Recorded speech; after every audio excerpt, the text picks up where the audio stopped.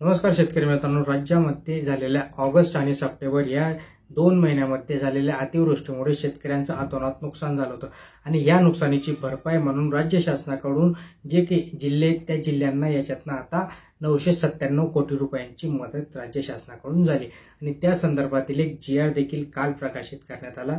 तो GR आपण समजून घेणार आहे, त्याच्यामधनं किती निधी कोणत्या जिल्ह्यांसाठी देण्यात येणार आहे यावर आपण चर्चा करणार आहोत। त्यामुळे शेवटपर्यंत बघा, कुठे स्किप करू नका। अत्यंत महत्त्वाची माहिती आपण तुमच्यापर्यंत पोहोचवणार आहे, त्यामुळे अजून सबस्क्राइब केलं नसेल सबस्क्राइब करा, लाईक करा, शेअर करा। बघा, हा जो GR आला, या GR मध्ये त्यांनी सांगितलंय की ऑगस्ट व सप्टेंबर 2024 मध्ये या कालावधीत झालेल्या राज्यातील विविध जिल्ह्यांमध्ये अतिवृष्टी, पूर यामुळे झालेल्या शेती पिकाच्या नुकसानीपोटी राज्य शासनाकडून देण्यात येणाऱ्या, म्हणजे राज्य शासन आणि केंद्र शासन यांच्याकडून देण्यात येणाऱ्या जी काही 997 कोटी रुपयांची मदत आहे ती खालील जिल्ह्यांमध्ये वाटप करण्यात येणार आहे।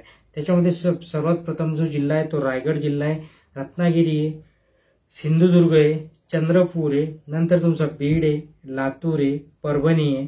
ओके, नंतर परत अजून लातूर जिल्ह्याला एक वेगळं त्यांनी दिलेलं विभागानुसार। तर माझे 1 2 3 4 5 6 7 जिल्ह्यांना ही जी अतिवृष्टी अतिवृष्टीचे पैसे आता डिपॉझिट करण्यासाठी राज्य शासनाकडून एक GR आला आणि या GR ची पूर्तता करण्यासाठी आता याच्यानंतर हे जे काही अनुदान आहे, अनुदान तुम्हाला हे जे काही आता विधानसभेचं इलेक्शन आहे, या इलेक्शनच्या आधी आता आचारसंहिता लागेल आणि त्या आचारसंहिता लागण्याच्या आधीच ते आपल्या शेतकऱ्यांच्या अकाउंटमध्ये डिपॉझिट होणं अपेक्षित आहे।